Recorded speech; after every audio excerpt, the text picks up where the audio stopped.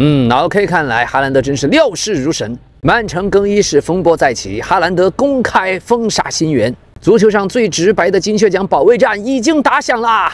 有多少真心話是開玩笑說出來的？在一次戰術演練中，他的情緒失控，當眾怒斥球員：“我不是來這裡帶幼兒園小孩的。”這句話被認為是他壓抑已久矛盾的集中爆發，也在更衣室內部撕開了一道難以彌合的裂痕。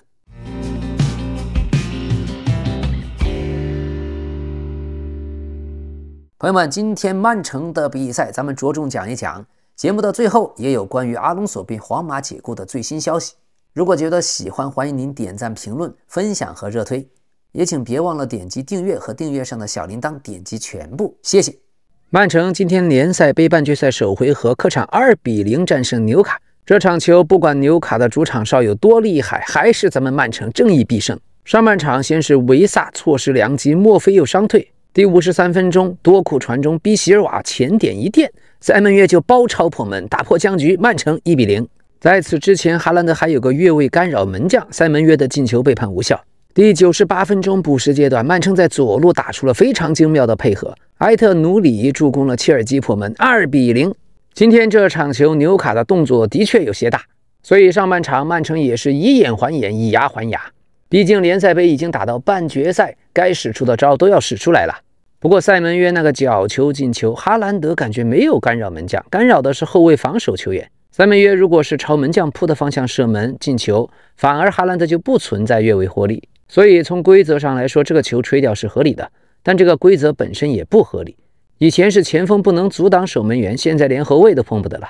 所以哈蘭德確實處在越位位置。倒數第二個人是門將波普，哈蘭德明顯比波普更加靠後。然後要考慮哈蘭德是否存在了越位獲利。塞门約的射門線路剛好從哈蘭德和紐卡後衛的身側劃過，而哈蘭德和後衛有身體接觸，一定程度上是阻止了紐卡後衛的解圍或者封堵動作，所以這應該被視為越位獲利。所以主裁判需要去場邊親自觀看 VR。當然了，除此之外，紐卡確實是犯規比較多的英超球隊，紐卡的主場哨客觀上還是存在的。今天曼城贏球以後，瓜迪奧拉執教生涯已經16次擊敗了艾迪豪，僅次於對肖恩戴奇的17勝。這今天也全靠了塞門約、切爾基啊2個高級貨，還有小胡桑諾夫最後好幾次關鍵攔截也特別牛逼。最後曼城的羅德里上場，中場控制力瞬間提升了幾個檔次，即使是殘血的羅德里，那也是羅德里啊。那麼今天這場球，紐卡在沒有什麼人員變動的前提下，曼城換了一波主力之後，反而對紐卡形成了壓制。所以就很明顯，這到底是新來的小將更厲害呢，還是之前那批首發不太行呢？今天場上的比席尔瓦也值得表揚，真是一位十足優秀的队長。比賽场上滿場飛奔，哪裡都有他，髒活累活一個人全幹了，還會為隊友出頭，還會鼓勵隊友。比席爾瓦即使打替補也毫無怨言。好的，曼城新援塞門約和切爾基各入1球。本賽季塞門約各項賽事已經直接參與了16球，不過當然前面15球都是幫伯恩茅斯進的。但本賽季在英超球員中，他僅次於哈蘭德和伊戈爾·迪亞哥。曼城買到了塞門約，真像是七龍珠集龍珠啊！集齊了之後，如此豪華的攻擊陣容，能不能今年夏天再把伊戈爾·迪亞哥也給買過來，相當於給哈蘭德配個副手嘛？哈哈，什麼是技戰力？買塞門約買的就是技戰力。另外還得多吹一句，哈蘭德參與了30個球，斷檔式的領先呀！還有塞門約加盟了2場連續進球。他也是自阿德巴約以來首位在曼城生涯前2場都能進球的球員，2場比賽3個進球1個助攻，這樣的塞門約，曼聯真是腸子都悔青了。連場破門的他也當選了曼城隊內今天最佳球員。那麼比席尔瓦今天也迎來了自己個人第436次代表曼城出場，436次啊！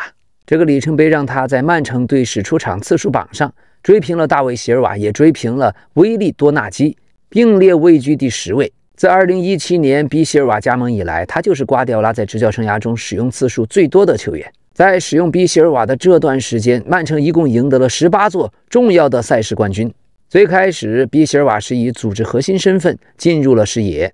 在2016到17賽季，他當時在歐冠16強戰中代表摩納哥隊有出色的發揮，引起了曼城關注。不過加盟曼城以後，展現出極強的多面性，既能打中鋒，也能在锋線位置打，甚至有時候還曾經在左後衛位置上出場。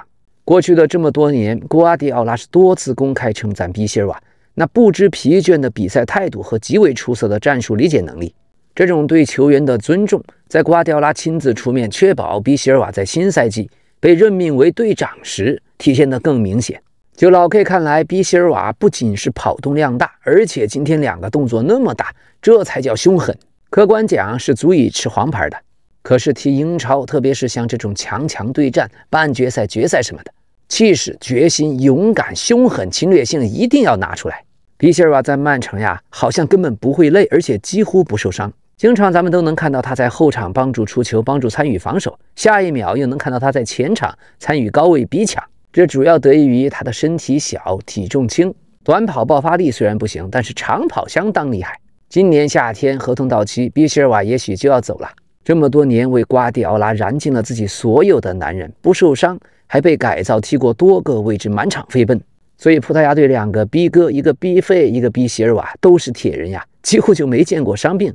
比席爾瓦在曼城是更衣室的潤滑劑，也是球場上的永動機。希望每一個踢球的少年球員都好好學習他這種精神。塞門約今天上半場被對方狀態神勇的霍爾限制得相當難受，但是下半場就徹底改頭換面，即插即用，連場破門。過去他曾經揚言自己的終極位置是9號位，不愧是出道就踢中鋒的男人呀！就今天這個前插搶點得分的意識，曼城已經多年沒有在邊鋒的身上出現過了。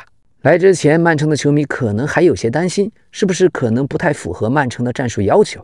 可這踢了2場啊，所有的顧慮煙消雲散，太強了，完全是多慮。光是塞门約的終結能力這一項，還有是東窗過來的這個時間點，竟然只有6500萬的價格，實在是太物超所值。還有塞门約這中鋒級別的身體對抗，左右腳都能踢，這樣的雙足怪老 K 是最喜歡了，對曼城來說是極大的補充。甚至未來就是扛把子之一呀！從塞门約身上也可以看得出，曼聯的管理層和球探那真是一堆垃圾。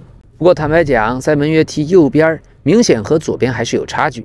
踢右邊有點像弱侧，就負責進身後球或者2次組織或者搶2點。一般他在右路的時候都是和多庫同時上，多庫作為拿球的強侧。這時候塞門約踢弱側就有點像巴薩的拉菲尼亞。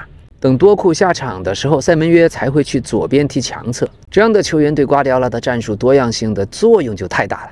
今天塞門約這個球如果換了薩維尼奧，說不定就打飛了，甚至有可能塞維尼奧直接就對這個球沒有搶前點的意識。那麼現在的曼城2個邊就太強了，多庫這樣的邊鋒，還有塞門約這樣的雙足怪，因為沒有逆足，帶來一種極大的不確定性，你就感覺塞門約的盤帶突破甚至可能比多庫更實用。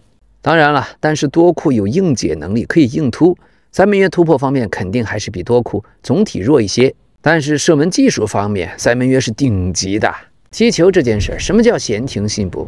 頂級的塞門約給了最佳答案。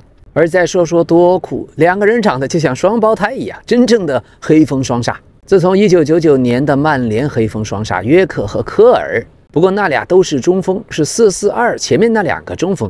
而現在的多庫和塞門約2翼齊飛，目前看沒有哪個後衛敢說自己能單防多庫的，太猛了！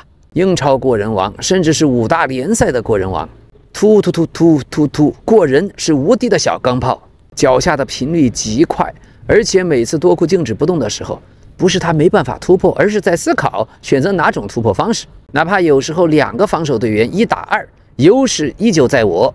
哈哈，好。第3個要表揚的是21歲，同樣是小將胡桑諾夫。評論區有球迷問我，胡桑諾夫未來能不能成為世界級後衛？我覺得關鍵是看主教練要不要用他，只要一直用，絕對沒有問題。可現在由於瓜迪奧拉要走，最關鍵是下一任主教練對胡桑諾夫的信任程度。胡桑諾夫呀，唯一的缺點就是亞洲人出身確實有些被歧視。這要是長了一身黑皮膚，是個黑小子，那絕對已經是阿森納那最牛的幾個後衛之一的水平了。今天胡桑諾夫精準傳球58次，搶斷4次，都是全場最高，而且作為防線最後一人，又完成了1次搶斷。要說對抗方面，胡桑諾夫還沒有適應英超的節奏，前面大部分的身體對抗都是比較吃虧的，所以一直有些不敢用。但出球確實很好，出球和帶球能力一直是他的強項。這也是瓜迪奧拉選球員、選後衛啊，必須要看的一點。胡桑諾夫的出球更多都是身邊有接應點的左右橫向出球。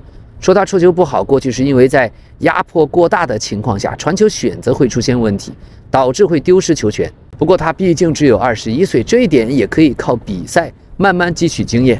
所以多給他一點時間，我覺得呀，3年後說不定他就已經是世界級了。想想在法甲的時候，胡桑諾夫就以長傳著稱，只是在曼城受壓迫下的短傳有些不太好。但這1年來，短傳進步已經很大。小胡桑諾夫如果是黑人，那已經可以稱他是英超最兇悍的中後衛了。現在事實證明，曼城最需要的就是像胡桑諾夫和多納魯馬這種踢球簡單又粗暴的後防線球員。希望這個表現已經足以說服瓜迪奧拉，讓他坐穩首發吧，讓他坐穩首發吧，亞洲球員的驕傲。對了，還有一點，過去胡桑諾夫首發呀，容易撲上去，然後亂伸腳，這個習慣要改。這一次背後長眼，其實更像是在亂戰中亂伸腳，恰好把球解圍掉了。很多次門將撲救之後，小胡桑諾夫对2點的保護還不夠完美，身體素質沒得說，態度也很好，就是比賽經驗太欠缺。中後衛這個位置是最吃經驗了，他的身體和速度在這擺着，相信以後會大放光彩。OK， 替補出場13分鐘的切爾基，咱們不能有了新歡就忘了舊愛呀。今天切爾基又進球，但最近在曼城他有時候比較毒，射门的選擇有些不太好。但是在瓜迪奧拉在曼城，這是世界上最會配合的球隊，慢慢學，多配合會繼續提升的。有那麼幾腳球，切爾基是可以倒3角傳回頭點，傳到禁區弧頂的。不過足球這個事情啊，有時候也不能踢得太合理。像今天進那個球，進球了你就是对的，好吧？戰勝哈蘭德還要不要吹？哈蘭德現在只有25歲，25歲呀！某種程度上，這還可以算個小將，哈哈。這2天，曼城官方曬出了塞門約加盟球隊後的內部視頻。在視頻中，哈蘭德對塞門約進行了調侃。當他第一次與塞門約在理療室相遇的時候，兩人先是握手，然後擁抱致意。做理療的時候，哈蘭德說：“他就是來搶我的金靴獎的，所以他不會把球傳給我。”隨後，塞門約大笑並回憶道：“哈哈哈哈，現在別這樣。”老 K 看來，哈蘭德真是料事如神。曼城更衣室風波再起，哈蘭德公開封殺新援。足球上最直白的金靴獎保衛戰已經打響啦！有多少真心話是開玩笑說出來的？今天他在場上仍然是不惜體能的無球跑動和逼搶。現在一個他一個哈里凱恩，也不知道到底誰在學誰。哈蘭德總能無私地幫隊友拉扯空間，哪怕自己沒有射門機會，也是在用支點作用和壓迫幫助曼城，場場打滿時間。就這樣的哈蘭德沒有進球，誰會怪他呢？比賽踢到了70分鐘、80分鐘，作為前鋒，哈蘭德在自己的禁區幫着角球解圍，反擊的時候又能迅速插到禁區，這已經是80分鐘了。這樣的來回折返跑，這樣牛逼的中鋒有幾個？還要負責和後衛肉搏。老 K 只有一點想不通，這樣的哈蘭德為什麼要踢滿90分鐘呢？說難聽點，這樣的頂級跑車，老 K 看瓜迪奧拉這樣用，心疼啊！這隊內出場時間最多的可能就是哈蘭德了吧？雖然是人類最頂級的大殺器，但是在瓜迪奧拉的手下，戰術方面仍然是倒反天罡。哈蘭德給賴因德斯送直篩，自己一腳射門都沒有。說句偏心的話，瓜迪奧拉能不能戰術稍微傾斜一點？尤其打弱隊，能不能每次傾斜一下，讓哈蘭德都打個五子登科什麼的？哦，對了，今天在場上守門的不是多納魯馬，而是特拉福德。1.97米的身高，模型身板太好了，就感覺在場上他的撲救甚至比多納魯馬更有看點。不過傳球方面比多納魯馬還是差一些，確實挺有水平的。本來買他過來就是想用特拉福德打個5年10年的主力門將，可是天有不測風雲，這也是命中注定的。突然来了個多納魯馬，投奔梁山。總之，這樣的幸福的煩惱，未來10年曼城門將方面無憂。不過另外呀，老 K 倒覺得大丈夫生居天地之間，豈能鬱鬱久居人下？特拉福德可能2年內還是想走的。今天比席爾瓦第一次看到他比赛還沒結束，就在那兒大口大口喘氣。現在的球壇很難找到一個腳下技術這麼好，還願意做髒活做累活的球員了。過去每當曼城的後防線只要來了新人，比席爾瓦都要在後面陪他們在後場踢一會兒。未來有一天當他離開曼城的時候，球迷們會更加明顯感覺到他的重要性。這樣一個在隊內人人都可以欺負的開心寶，到了球場上，在比賽裡卻是曼城最鐵血的人。在被對手欺負，在被裁判黑的時候，總是他第一個勇敢地站出來，直接讓對面閉嘴。這也就是為什麼其他隊的球迷總是深惡痛絕比席爾瓦的原因。老 K 說過多次，這樣的球員對自己的球迷來說永遠都是幸福的。足球簡單說就是模擬戰爭的遊戲，所以在老 K 的品味裡面，我是最喜歡這樣的球員。過去我也是這樣的球員。所以什麼叫隊長？這樣能夠犧牲自己的比席爾瓦，這就叫隊長。一己之力對陣對面的紐卡黃牌殘暴3中場，不落下風。在許多老球員離開以後，比席爾瓦現在就是曼城的魂，該硬的時候硬，如此頂級怎能不愛？今天曼城的戰術，瓜迪奧拉的陣容安排有點意思，讓尼科奧萊利打後腰，然後在他周圍是比席爾瓦和福登，右邊塞門約，左邊多庫，中鋒是哈蘭德，中後衛胡桑諾夫、馬克斯阿萊恩，左後衛阿克，右後衛努內斯。值得一提的是20歲的馬克斯阿萊恩，這個小孩的父親是前板球球員，他才20歲，但已經憑借超越年齡的沉穩和出色技術，在過去1周內臨危受命，完成了曼城一線隊首秀，而且表現很亮眼。他過去是從南安普頓青训到了曼城的精英梯队，然後也有短期租借到英冠的淬炼。阿萊恩的成長路徑和他冷靜專注的個性，他是一個潛力股呀。這個小孩在青訓階段是極為有責任心，從小就體現出了很強的領導才能。他身上有一種非常專注的特質，不在乎比賽周邊的那些無關緊要的東西。今天他的傳球總數65次，攔截3次，均是全場最高。最近連續踢了3場，感覺他完全不怯場，在場上許多時候敢做動作，敢於拿球，敢於傳球，心態非常穩，抗壓能力很強，但有時候也許過於勇敢，會顯得有些莽撞，所以這也是比賽經驗必須要積累。在場上踢球20歲就跟30幾歲的球員一樣，大將之風，太成熟了。在受壓迫的情況下出球完全不慌。不過作為中後衛，選位方面還需要進步。好，今天場上唯一踢得不太好還是太子福登，最近這幾場確實狀態不怎麼樣，必須好好調整調整。也是連續作戰太累了，再堅持堅持，馬爾穆什馬上就能回來。有時候看到他停球也有些問題，一轉身挺開闊的，但是就沒停好球，要等一下，接着對方就馬上補位上來了。福登真有必要讓他休息休息，打打替補。OK， 另外一場德甲，多特蒙德3-0大勝雲達不萊梅。上半場剛剛11分鐘，瑞爾森就助攻斯洛特貝克頭錘破門。下半場75分鐘，薩比策進一個，83分鐘吉拉西進一個，兵不血刃3-0拿下。多特蒙德比賽現在最大的看點就是26歲的施洛特貝克，作為一個後衛，今天踢的真是從從容容，游刃有餘，竟然射門3次，本場比賽最高，地面5次爭搶，3次成功，還有3個搶斷和1個攔截。其實施洛特貝克的比賽，皇馬和巴薩球迷可以多看看，就當是提前驗貨了。就不知道今年夏天到底花落誰家。據最新的消息，拜仁慕尼黑目前沒有很積極的追求他，但是如果金文哉離隊，可能情況會有些變化。主要是拜仁的中後衛位置儲備已經比較充分，約納塔坦、金文哉、施塔尼西奇、伊藤洋輝，還有即將續約的於帕梅卡諾。另外，據馬卡報的消息說，皇馬也沒有目前考慮要引進他，倒是巴薩的弗里克非常欣賞。可現在皇馬由於換帥，一切又是未知數了。好，今天另外一場德甲，斯圖加特3-2戰勝法蘭克福。漢堡對勒沃庫森的比賽因為天氣原因取消，球场設施存在安全隱患。而美因茨2-1戰勝海登海姆。意大利杯1/8決賽，羅馬2-3輸給都靈。西班牙國王杯1/8決賽，馬德里競技戰勝拉科魯尼亞1-0，格列茲曼進一個。皇家社會2-2戰平奧薩蘇納，通過點球4-3取勝。還有畢爾巴鄂競技4-3贏了萊昂文體。另外，法國杯16分之一決賽，馬賽隊9-0狂勝巴約隊，格林伍德一個人進了3個帽子戲法，而且還收穫2個助攻。